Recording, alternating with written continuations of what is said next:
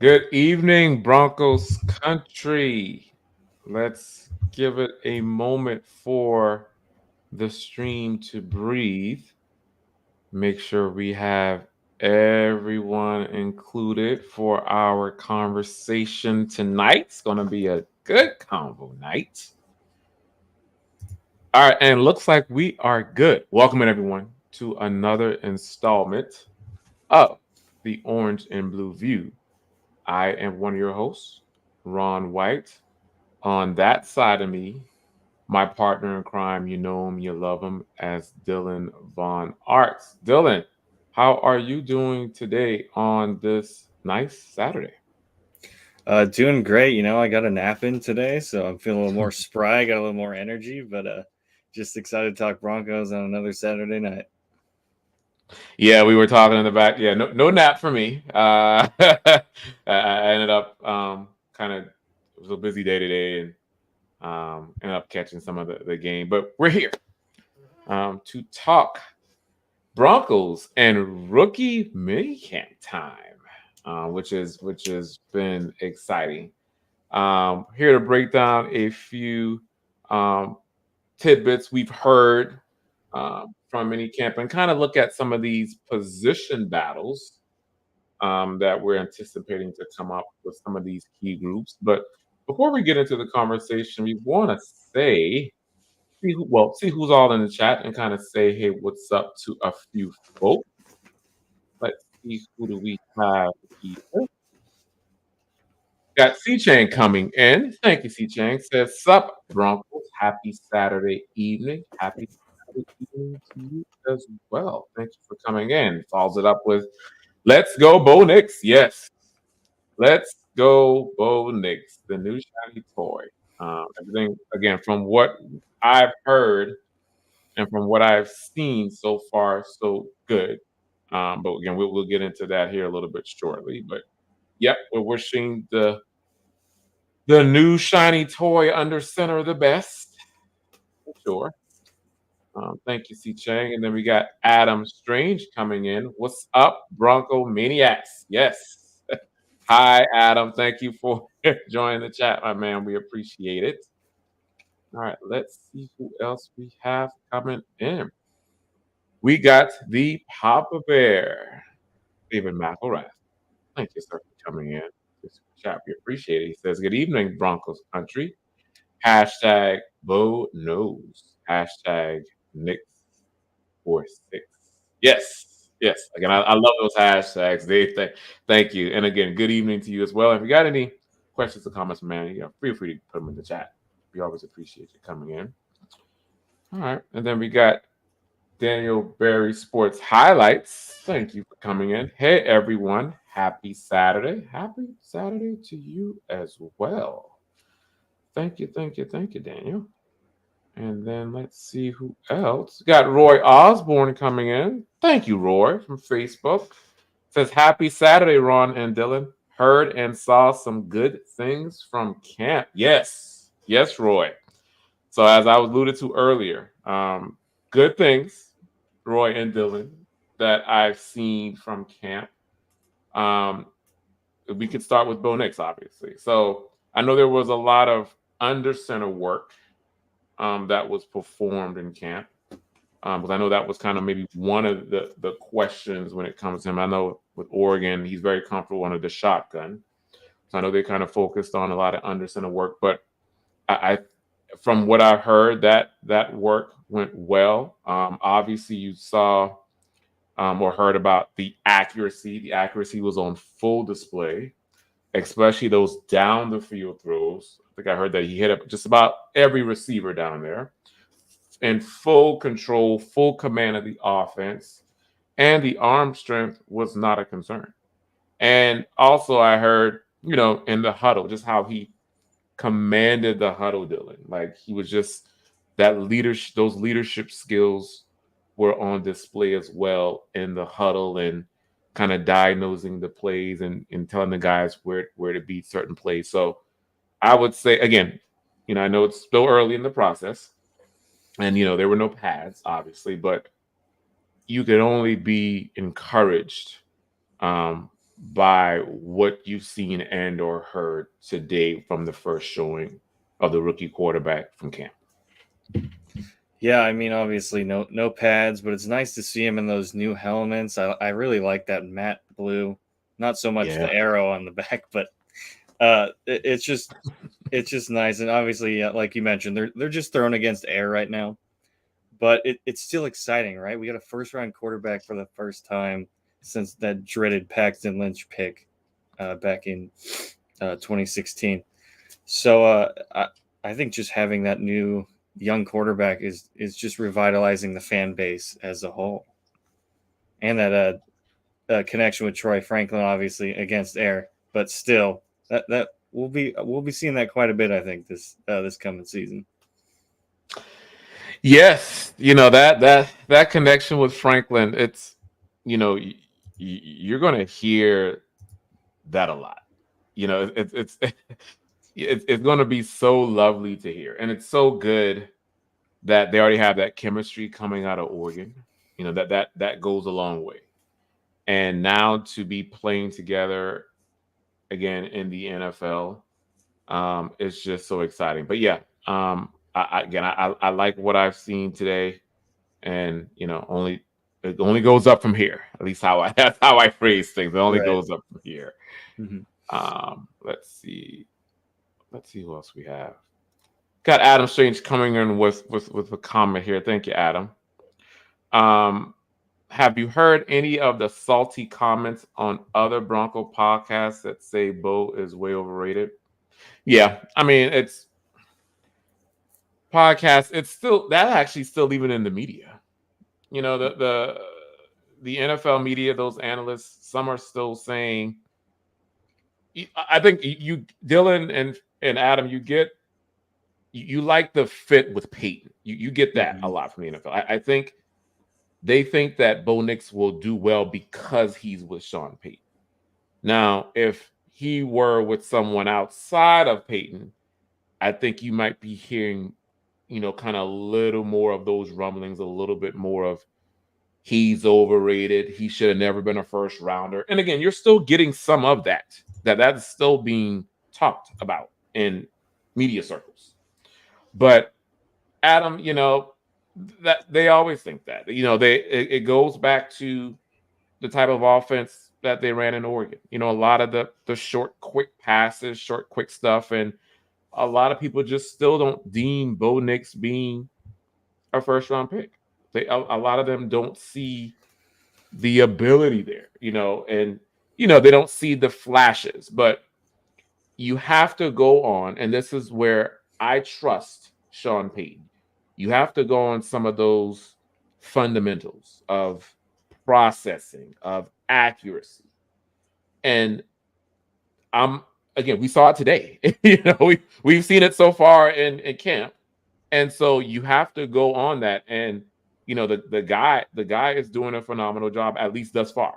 So yeah, it's gonna remain out there. But once he gets out on the field and proves himself, that's gonna remain.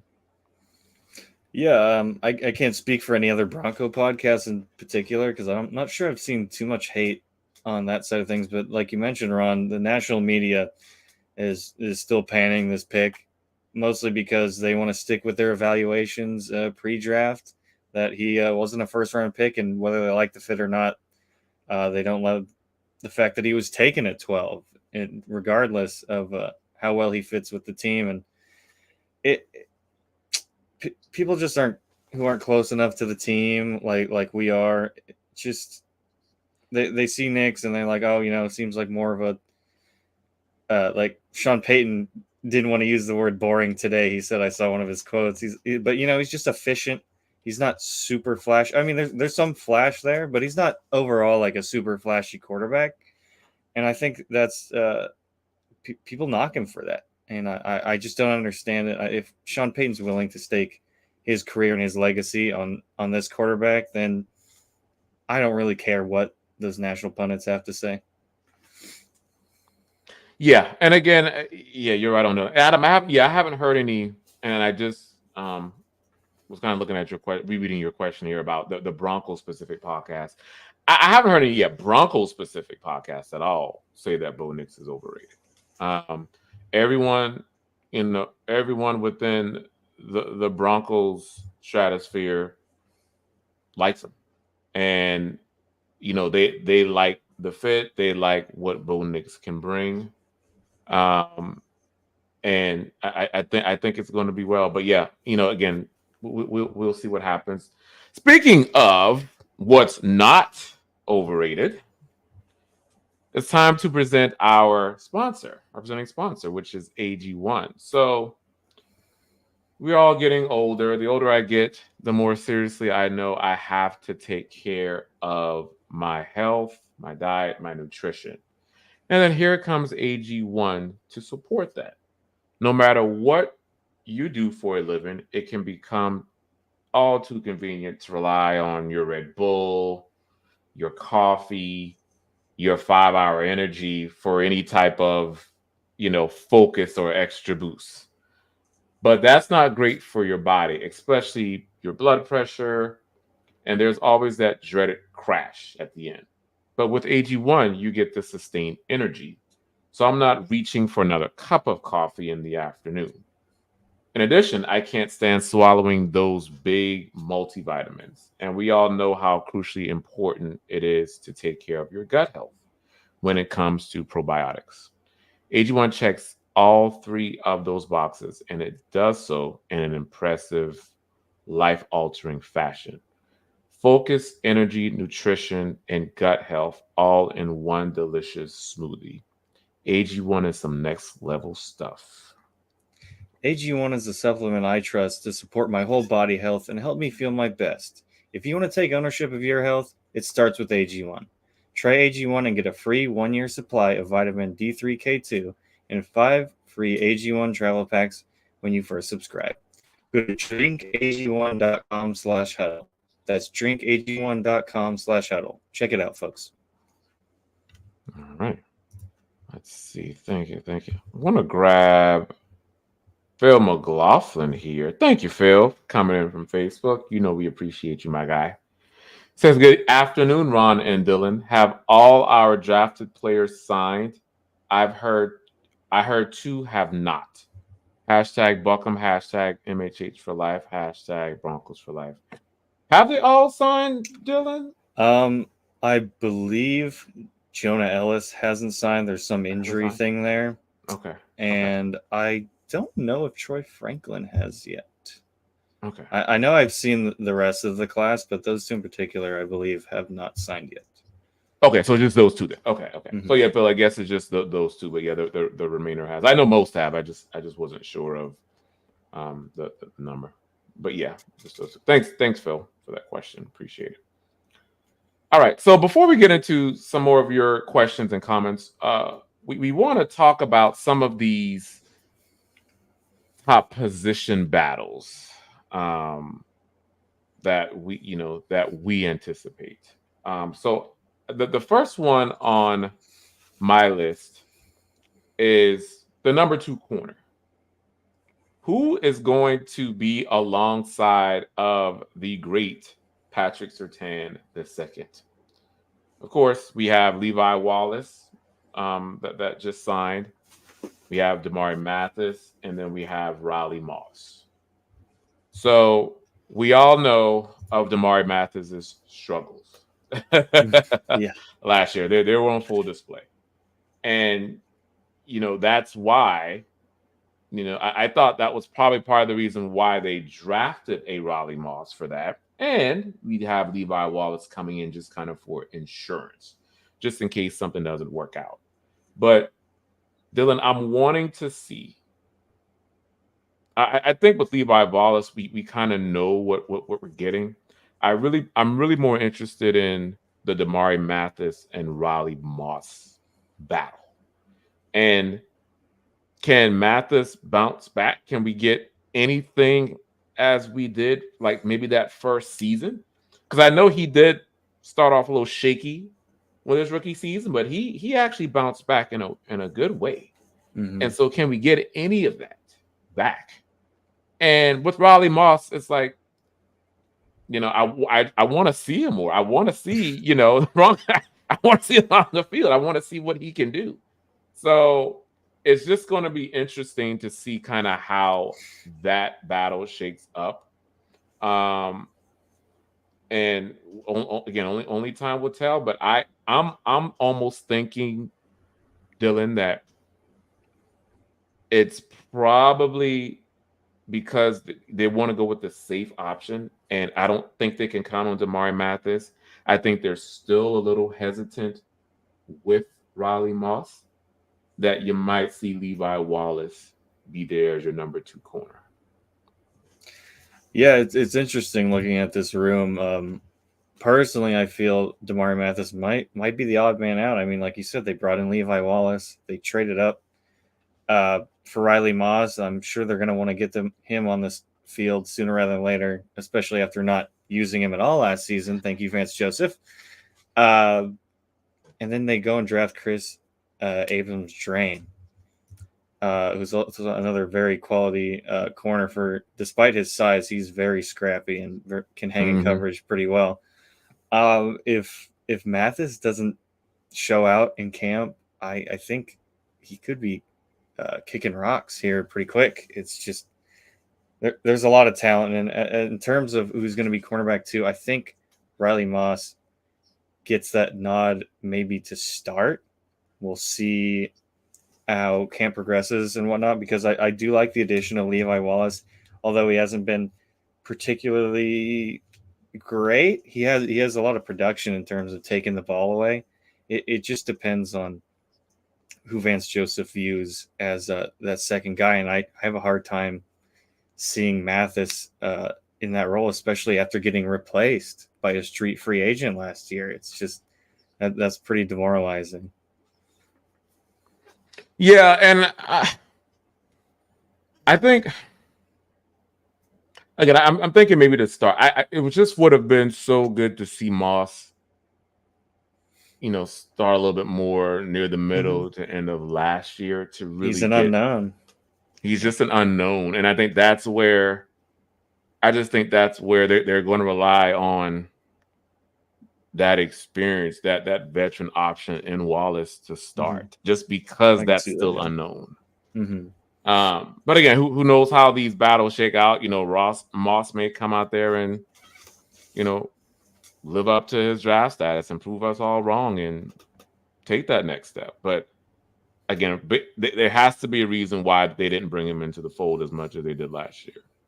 And I'm thinking just because of that, with how atrocious Mathis has looked, and that unknown of Ross, it kind of leaves by default Wallace getting that starting gig alongside PS2. But we'll see.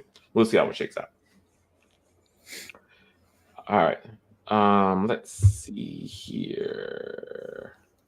Got Lawrence Rivera coming in. Thank you, Lawrence. We always appreciate you in the chat, my man. Says, I made it. A 10-hour trip down and back from Steamboat Springs to grab a rod back. Wow. I also caught my first fish on a fly rod. Wow. Cool. Awesome. It's nice, man. Wow. Cool stuff. Thank you for coming in, my man. We appreciate it. Good to hear from you, Lawrence. Yeah. All right. Let's see who else got coming in.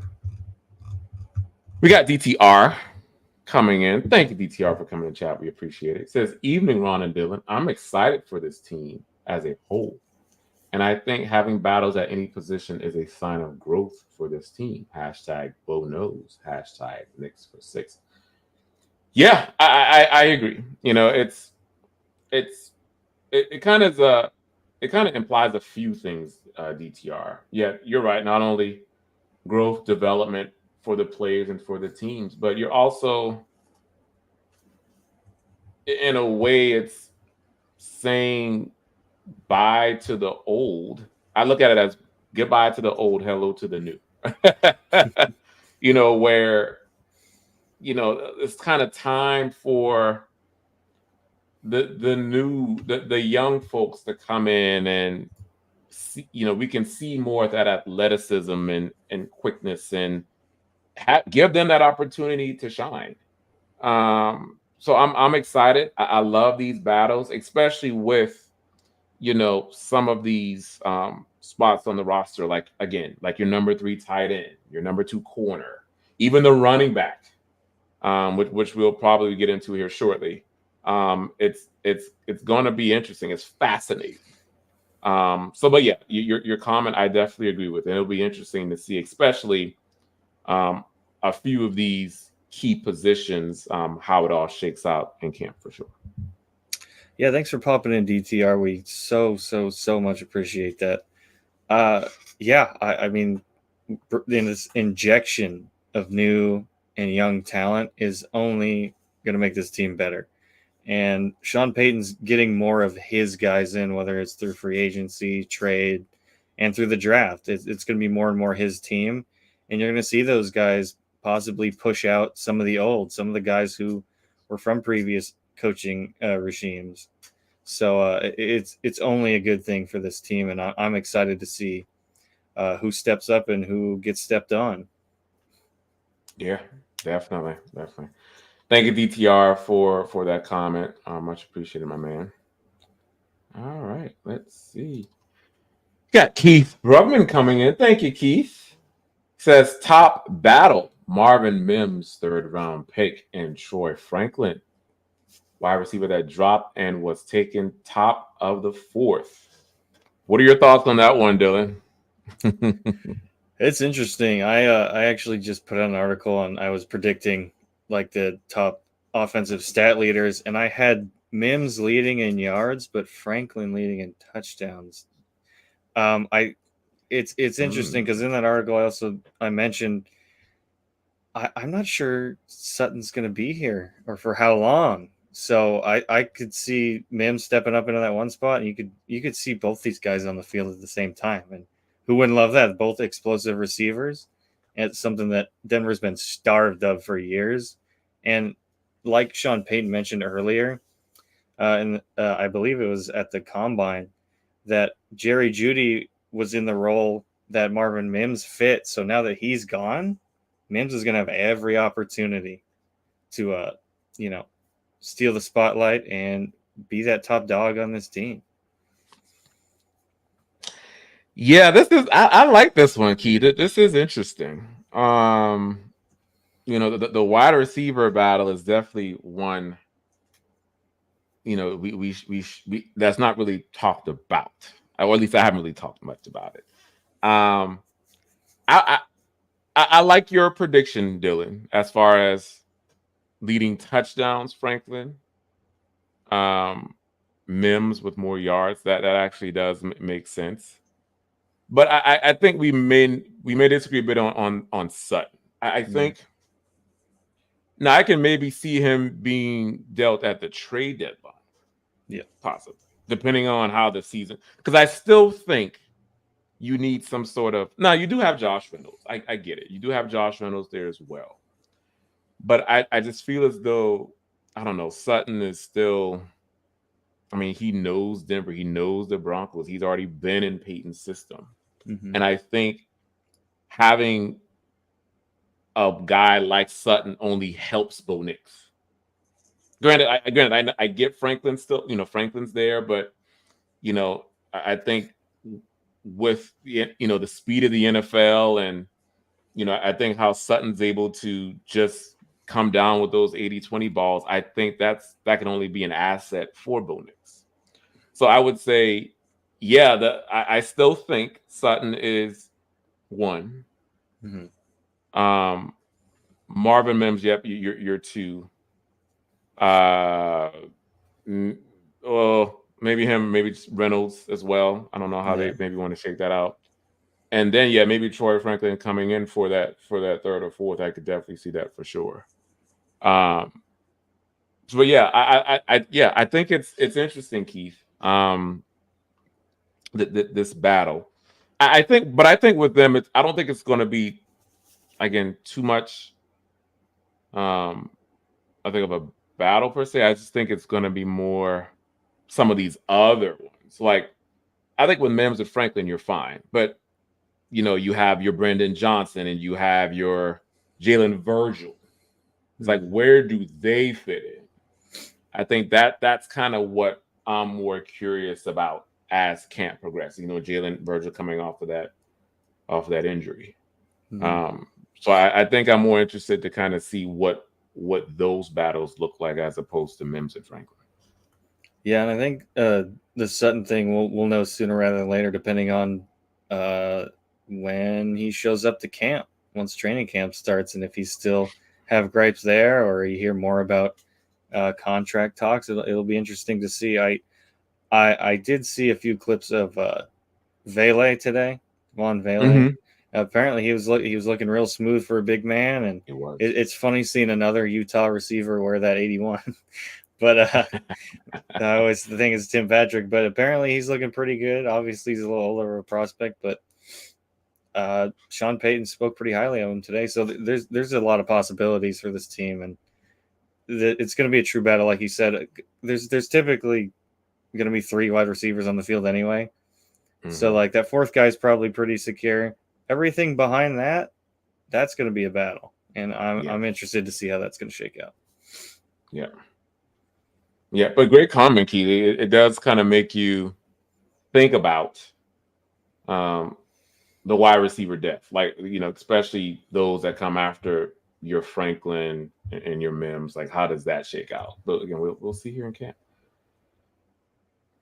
All righty. So I would before we get into all your questions, the next battle I have is the tight end, the number 3 tight end. Who is going to take ownership of number 3? Well, depending on, we may actually have to have this person be number 2 Yeah, right. if Dulcich doesn't stay healthy. But number tight end, obviously Lucas Kroll versus Nate Atkins. So I just said, we can assume, knock on wood, everything goes well. Troutman and Dulcich will be the top 2 tight ends. And then now who will step up in number 3? And obviously you do have these undrafted free agents coming in, Dylan, as well. Thomas Yasmin and Dylan Leonard. So they may have their chance at the apple as well. So it's going to be interesting to see, how that battle shakes out. I do like Lucas Kroll a lot.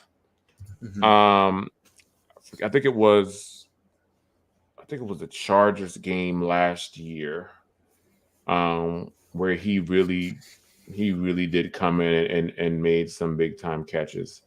Um, but I think Lucas Kroll maybe have the upper hand there as that tight end 3. But again, I'm interested to see like these undrafted free agents, because I heard Thomas Yasmin is a good talent as well. Mm-hmm. But yeah, I'm curious. And again, as I just said, this person might be stepping in at number 2. Depending on how that hammy with Greg Dulcich goes next season. Yeah, it'd be really nice if he was healthy this season, but we just can't count on it. I like you mentioned, these 2 young guys, Nate Atkins and Lucas Kroll, they each caught a touchdown last year. Not much production. You had Troutman there taking most of it, and even then, they just didn't see much playing time. They're gonna have to prove themselves, and like you mentioned, they might be fighting for the number 2 spot. And depending on how big they can make a leap, they could even be tight end 1, in my opinion. I don't think Adam Troutman's that. He's not very flashy. He doesn't do much for me. And like you mentioned, Yasmin, I'm pretty excited about him having that rugby background and that Mm-hmm. grit, as a blocker, and hopefully he could develop more as a pass catcher. So he's a sleeper to take that 3rd spot, and I'd love to see it. We need some more mean guys blocking out there, and mostly the blocking. We need some good run blocking for these new running backs For coming. sure. We need definitely for Estime. We got to have some good run blocking for Estime. So Uh-huh. um, but yeah, yeah, I'm with you. Like I don't. I'm not a big Troutman fan either, but that whole relationship with Peyton is why he's going to remain the Mm-hmm. number 1. That's your reason. He's But the yeah, definition of fine. yeah, It's like, exactly. But if I had to make the decision, yeah, he's definitely far from my number one tight end. Yeah, Uh, yeah. but we'll see. Uh, all right, let's see who else we have. And looks like we have Eric Flynn coming in from Facebook. Again, I'm not familiar with this name, but again, thank you for coming in. We appreciate it. He says, of the college free agent signings, who do you think makes the final 53? Oh, that's a good question. Who? I'll toss this one over to you first, Dylan. Who? I was gonna say I, this. Gonna I would say Blake Watson. I honestly that's think Blake Watson's going to exactly where I'm take. gonna go, and I think we could segue that into our next position group because running back Mhm. is gonna be highly disputed. We got a lot of bodies there that are very talented, but not enough roster spots. I don't think so. Obviously, Javonte Williams had a terrible knee injury 2 years ago. We'll see how he bounces back from that. He would start games pretty solid and kind of wear down towards the second half, and that was rough to see. But we didn't even expect to see him on the field till maybe midway through the season anyway last year. So props to him for getting out there. Samaje Perine was a better receiver than he was a running back. He didn't really see many touches on the ground, and then you bring in Audric Estime in the fifth round, who lines up pretty well with what Javonte Williams does. Except I think he has better vision and he's got better hands in the passing game. And Jaleel McLaughlin is still here on the roster. He was a major tell for the offense this year. Whenever he was on the field, he got the ball, and while he was explosive at times, he doesn't hold up very well in pass protection. And then in steps Blake Watson, undrafted free agent, like Eric mentions here. He's the big one. I think he's coming for McLaughlin's spot. He Mhm. he does a lot of the same things he can do, more running in, not so much in between the tackles like he can, but he'd prefer to kind of get him out wide. He catches passes very well, and I believe he holds up a little better in pass protection. I think that's going to be crucial for this team, especially with a rookie quarterback in. Uh, I it's tough. I do like Samaje and how he was good getting the ball dumped off to him, but I think you could get a lot of that out of Estime and Blake Mhm. Watson. So maybe you save a few million here, cutting P Ryan, and you move those guys up, and Blake Watson steps in for McLaughlin's spot. Yeah, the and again, Eric, thank you for coming in with this question. Yeah, the running back room was just so crowded, and you know, yeah, like I said, Blake Watson's gonna make the final 53 just because of what all he can do. He's such a versatile back, Mhm. and even today in minicamp, they, they were raving about him, just how he can just out of the backfield, how he can catch passes, and he's just so quick and elusive. Um, but yeah, I think that this running back room, Dylan, you mentioned it. It looks like it's, or you alluded to it. It's gonna pave the way for, I would say, in the next year to have Estimate and Watson be your 1-2. Mhm. I say, yeah, this year maybe Pookie comes in, gives you what he can give you. Um, with Estimate. And then Blake Watson, you may see a touch here or there from McLaughlin, depending on how it goes. I think Samaje Perine is going to be the odd man out here. Um, but yeah, I would say, McLaughlin and Williams, short timers, and then yeah, look for that Estimate and Watson to kind of take over. Yeah, For and sure. So it's just with Williams too. They might ride him a little more this season, knowing, hey, this is your last year. We're gonna get what we can get out of you. And Estimate, I think, is eventually just gonna take over this season, depending on how he does look with his knee. It's gonna be the second year off of that, and we'll see. I'm not. I think I'm a little more scared than most people with it. I'm just. It's just a really bad injury, and I'm just yeah. hoping he can pull through for at least this season. I don't expect him to be around after this year. Yeah, we'll definitely know like the first I would say like the first quarter, maybe 6 or 7 games of the season to kind of see how they use Pookie, and that'll definitely be an indication of the outlook for him as far as the Denver Bronco. Mhm. Um, but yeah, only time so. But yeah, it's so unfortunate, just kind of the injury and how he's trying to come back from it. Because like I said, that guy coming out of North Carolina was such a beast. Like that first year in Denver, it was just man, like it was just so fun to Awesome. watch him. It was just so fun to watch him. But Mhm. oh well, that is the NFL. Alrighty, let's see. See who we got here. I saw a question. Okay, got Dave Glassman, and the new name for me again here as well. But thank you, Dave Glassman, for coming in. We appreciate it.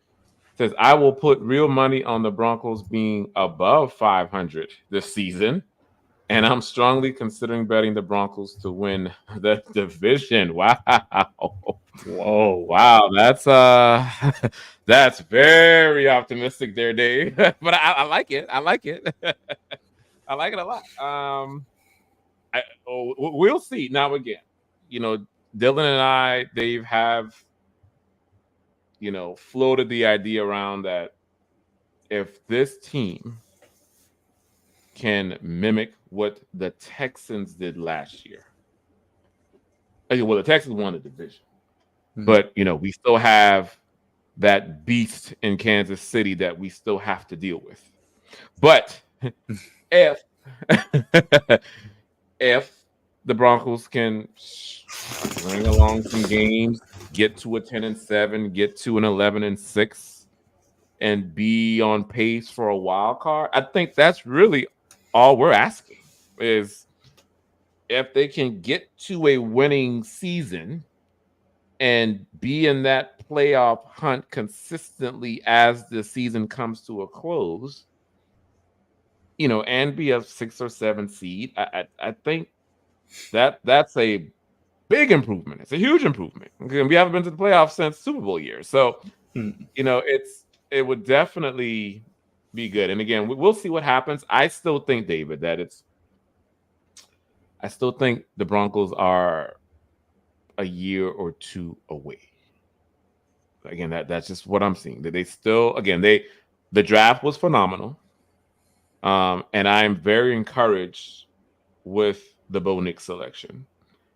But I just think, given where this roster, and it's not a horrible roster at all by any means, I still think they need to add a few pieces, kind of find their rhythm before we can start talking about playoffs and even competing for the division.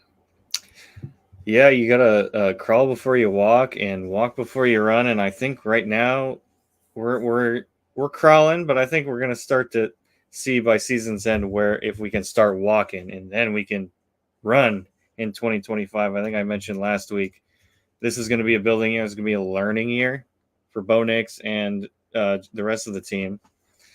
And we're building for 2025. It's like, okay, let's try and make a run there. It's possible that the Broncos finish above 500. I think that's a real possibility.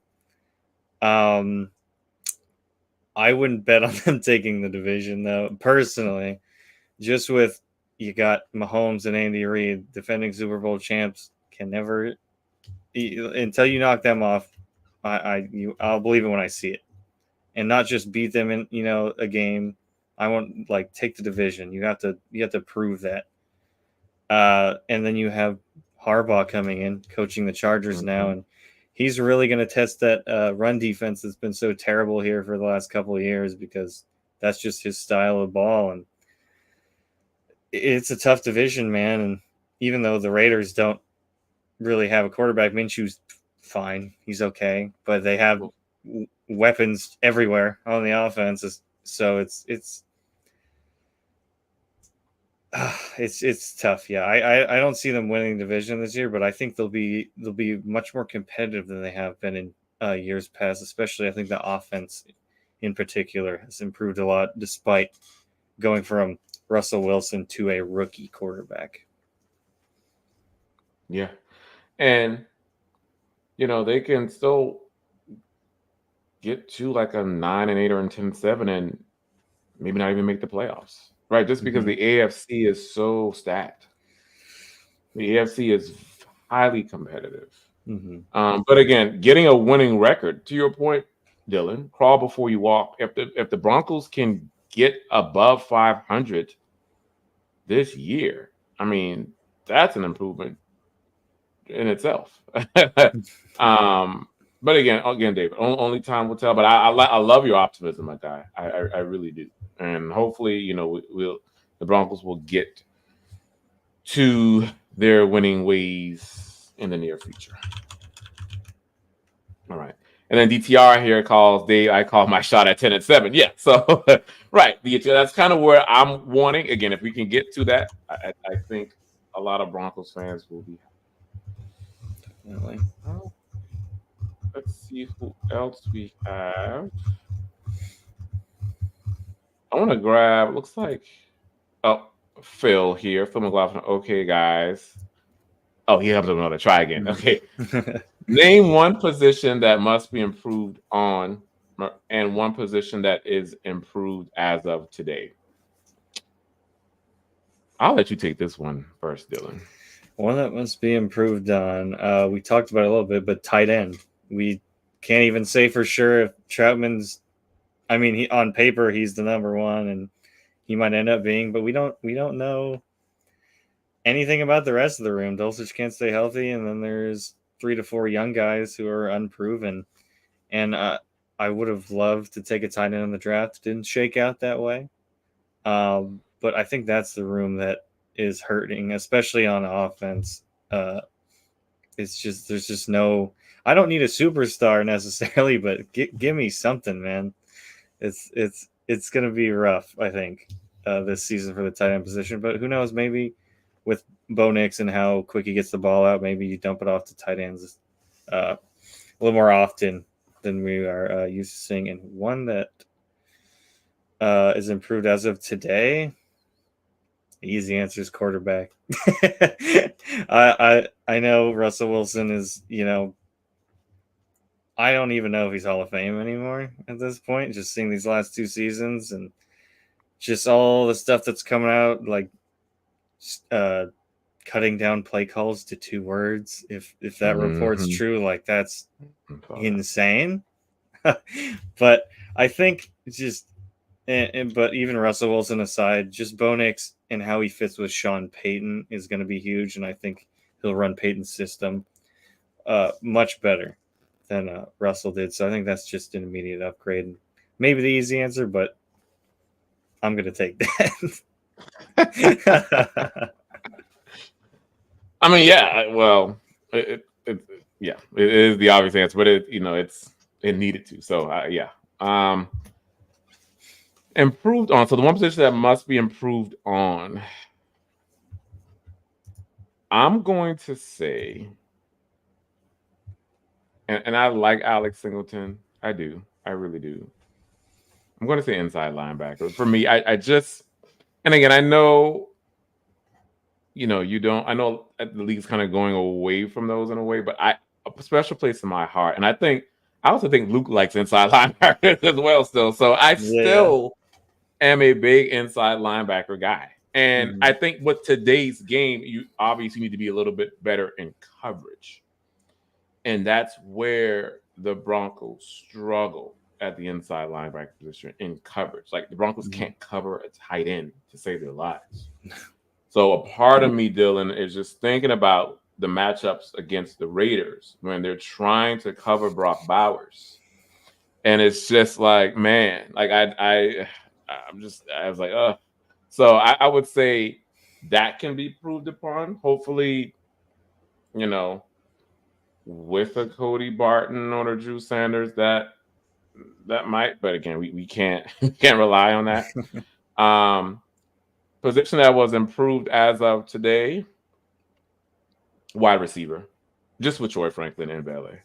Mhm. I mean, you have your speed, your deep threat with Franklin, um, and I think Vele looks like a Tim Patrick. and he's going to be fun to watch as well. So yeah, I would say um, wide receiver. I'm also going to say, Phil, another position, kind of like an honorable mention here that was improved upon, is defensive line. Mm-hmm. Um, you know, adding, the Malcolm Roach and getting John Franklin Myers to help stuff the run, it goes a long way. So I think that group has definitely improved as well. I just had the thought too. It's really scary about the Raiders, not just Brock Bowers, but they have Michael Mayer from last year, and he's, tight ends. It takes a couple years, but I think he's going to step up too. So that's going to be a rough matchup Yeah. for the foreseeable future. Yes. Yes, for sure, for sure. But Man. again, great question, Phil. Thank you for coming in always, my guy. We appreciate it. Keith, thank you, Keith, for hopping back in. Says the player I'm most excited to see in 2024, not named Bo Nix, is I have two of them. I just mentioned one, Troy Franklin and Audric Estime. Those I'm ready to see him just bull rush people. I'm ready to see. Like I did see a few clips of him today, and I'm like, man, that guy's massive. Dude, if we can That's a get him and freak. Pookie on the same page, bulldozing people, oh my god, please. Like defenses wouldn't even know what to do. Like it's like they have to make a business decision. Do I want to stop that? Do I want to get run over? Do I? Few cracked ribs, Yeah, yeah. So that's gonna be interesting. How about you, Dylan? Well, who are you most excited to see? Not named Nick. Not named Knicks, yeah. I'm actually really interested to see how Josh Reynolds fits into this offense. I know he was a great security blanket for Jared Goff, and I think obviously you talk about Sutton and Mims and Franklin and Vele, the shiny new toys. I feel like Josh Reynolds is getting slipped on a little bit, and I think he's going to be a really good underrated weapon for Bo Nix to dump off to. Yeah, he had some drops here and there, and we're kind of used to that with having Jerry Judy in town for so long. But he catches more touchdowns, and I'm cool with that. But I just think he's being a little bit overlooked, and I'm excited to see how he works in the system. And as for defense, so I'll do a second one here. I want to see what Chris Abrams Drain does, because I got to represent for my short kings over here, man. Yes, I'm a short king too, so I'm with you. I'm with Yeah, so I wanna see what he's got, man. I just want to see this secondary kind of come together, especially with Jim Leonard being the coach there.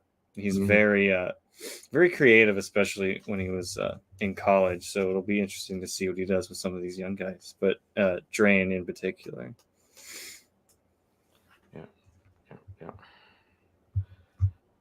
All right. Thank you, Keith, for that question. It was very thought provoking there. Let's Mhm. see. Oh wait, hold on. He's got another one here. I have to pull up real quick. Better hair, me or Bo Nix? I mean, I'm biased. I'm gonna take mine. Mine goes a little taller and whatnot. He's until he can grow a beard. Don't come at me with that. Well, I guess, yeah. I guess the color would be the deciding. But I mean, what's your color preference here? I That's mean, is it true.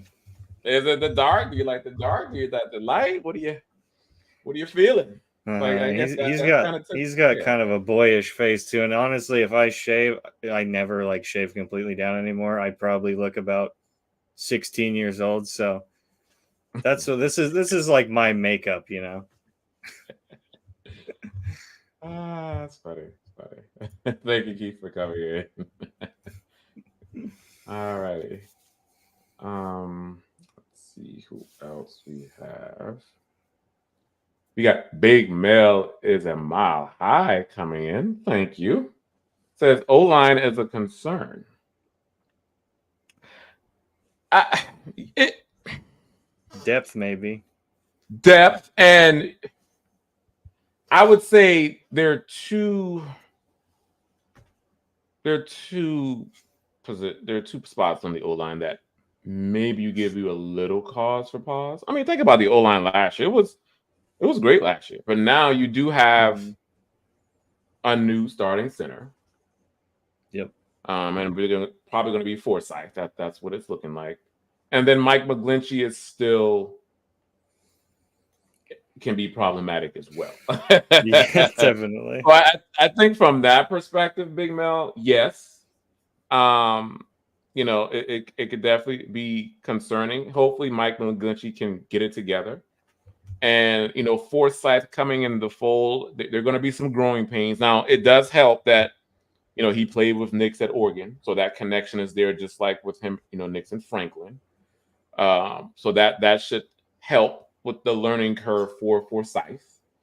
Um, but yeah, I would say it does give you a little bit of concern. I don't think I'm as concerned probably as most, but yeah, definitely for the depth, that is concerning for sure. I'm with you. The depth is just. I know they signed a few guys, but again, that's where Dylan. I still would want the Broncos to draft a tackle. I I was hoping for them Please. to draft a tackle this year. Like I really wanted to see that. I was hoping that was going to happen, but Yeah. so we'll see what happens, Big Mel. And Roy coming in here, kind of pitching off of that O line depth and center. Yep, Roy. So again, Mhm. that's kind of where some of the concerns come into play, and they're valid. They're valid for sure. But we'll see how it shakes out. Yeah, especially yeah, Ben Powers as well. Like Yeah, he got some big money last year and didn't really play up to snuff. So we'll see if he steps up and plays up to his contract, or if someone's going to step in and take his spot. But yeah, like I mentioned, depth is the big one. I mean, behind both your tackles, there's not a whole lot. You got Alex Palczewski, who was here last year, and you brought in Matt Pert. Not really sure what either of those guys are going to do, and not taking a freaking tackle since 2017. You're kind of pigeonholing yourself for next year, I think, but that's a ways off. We're not going to worry about that, and I think that's kind of been their attitude at offensive tackle for a while now. yeah, yeah. Yeah. We'll see how it shakes out. Yeah, it's just man, it'd be nice to get a tackle drafted, but let's see. Maybe next year's draft. Maybe next year's draft. Nice. We'll BJ put it off is another year. It's fine. another. Um, all righty. Let's see. It's got Phil McLaughlin coming back in. Thank you, Phil. Says, what grade is D line? I guess what grade would you give the D line and the O line? I'm concerned about center. So yeah, Dylan, I'll give my grade for the O line. You give your grade for the D line. How about we do that way? Sure thing. Yeah, that works. For the D line, I'm looking at the depth chart right now. You got John Franklin Myers, who we traded for an absolute steal. I'm really happy about that. DJ Jones, got Zach Allen, and then the trio, or I guess quartet of pass rushers. Now that Jonah Ellis is here, and you got Brown and Cooper, Benino, that rotation. Don't love the edge group. I think they have a solid rotation, but no real star. I think the defensive line is going to be much better with Franklin Myers there because uh, Allen did pretty good last year, but you didn't really notice it just because everyone else on the line was getting beat. So, as an overall grade for them right now, I'm gonna go. We'll say B minus. I'll be nice. I wanted to go a little lower just because I don't absolutely love the edge group.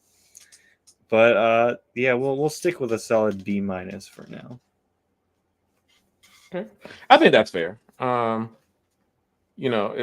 It was just because of the edge group. Yeah, I'm with you. Like, there's no elite pass rusher. Again, we'll see what Jonah Ellis, what he can provide. Um, but yeah, we need that dynamic, go get your quarterback type dude, where some of the opposing offenses have to plan for, and there's no one in the edge group where the opposing offense has to plan for. So, Mm-hmm. as far as O line, I would say, Hmm. I think I'm right there in the same neighborhood with you. Like maybe like a B or B minus. Mm-hmm. Because of again the 2 weak links I pointed out. And again, I'm not even saying Alex Forsyth is a weak link. It's just we just don't know yet. Mm-hmm. It's there's still some unknown there. Um, and then McGlinchey, and you mentioned Powers as well. They're still, those guys need to improve big time, especially for the money that they got paid. So we need to see some improvement, um, especially in pass pro for sure, and in some run blocking situations as well. Um, of course, the reason why my grade is still kind of in that beat passing is we know what Miners is, and Mm-hmm. Garrett Bowles is an above average tackle. But yeah, I would say overall, Phil, yeah, I give the O line, a B minus. Now, if the starting O line. Now, if we were to, bring in the depth situation as we just alluded to, that brings that grade down substantially because that that depth is very concerning. That depth is very concerning for the Denver Broncos. But yeah, B minus for now. Yeah, and when you talk about the center position too, you got Luke Wattenberg, who I'm surprised he's still on the roster. He really hasn't got much playing time, and I think he's mostly played a guard, if I'm not mistaken. Sam Mustipher was brought in. He's had a few starts, and then Alex Forsyth, which Eric and Lance mentioned last night. People bring up, oh, well, he's got chemistry with Nix. He's been a whole year removed from Nix being his quarterback, so I'm not sure how much water that holds, but we'll have to see. And he might be the best option. But yeah, center's an interesting one. Yep, for sure, for sure. Looks how it shakes out. Thank you, Phil, for coming. That's a very good question. Appreciate it, my man. Oh, another one from Phil coming in. Phil with the questions, man. Thank you, sir. These are some really good questions, though. Says what position or positions will be filled um, by August? Hmm. Trying to see what are you thinking on this one, Dylan?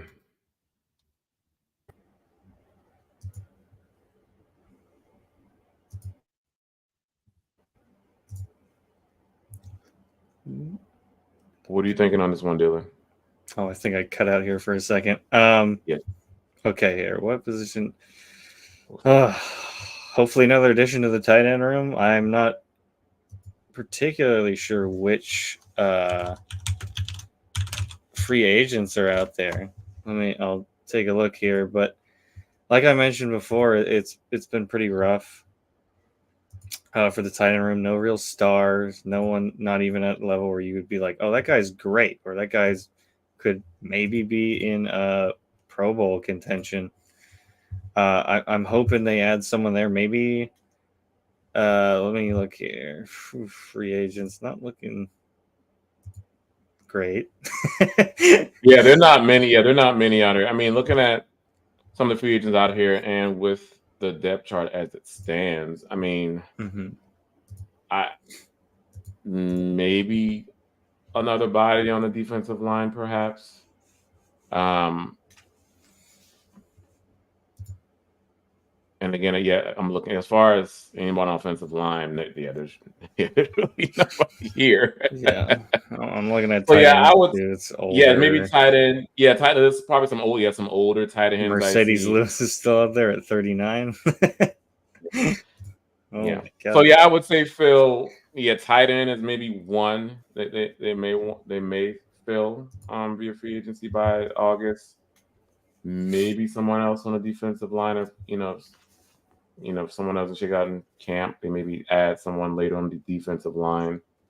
But those are the two that jump off the top of my head that I can see them filling um, in August. Yeah. But yeah, great question. Great question. All righty. Looks like we are right at the hour mark. So let me just scroll scroll the chat to see if I have any more outstanding questions or comments. Let's see who else we got here.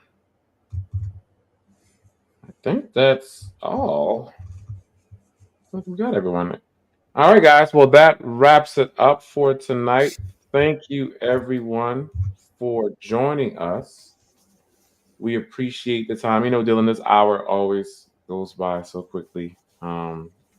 Talking with you guys. It's again, I love doing it every Saturday. So, we appreciate you guys coming in, as always. And of course, you guys make sure you subscribe to the Mile High channel on Facebook and YouTube. Like and share across all of the platforms. We greatly appreciate it. And then also check out milehighhuddle.com. There are articles going up there every day from staff, so make sure you check out the content. And also, if you haven't done so already, follow us on X. I'm at Ron White NFL, and then my partner here is at Dylan Vaughn Arts MHH. Of course, ask us anything, and we'll definitely respond to you. And again, guys, thank you everyone for tuning in tonight. Dylan, before we get out of here, do you have any parting words for Broncos community? Yeah, just thanks for everyone for stopping in and listen to us yap for a little while, talk Broncos, and and in particular, I want to thank everyone who came in and dropped a few hard-earned dollars just to get us to talk even more. So we got David McGillrath, Phil McLaughlin, Lawrence Rivera, DTR, and Eric Flynn. Thank you guys so much. It really means a lot to us, and we're seeing a lot of the consistent names coming in here, which is always good. We love having you guys here. Yes, I definitely echo what Dylan said again. Thank you guys for showing up tonight, providing support. It goes without saying that we definitely appreciate you. And I hope you guys have a great rest of your Saturday until next Saturday. Go Broncos. And happy Mother's Day to all the mothers out there as well. Happy Mother's Day. Go Broncos.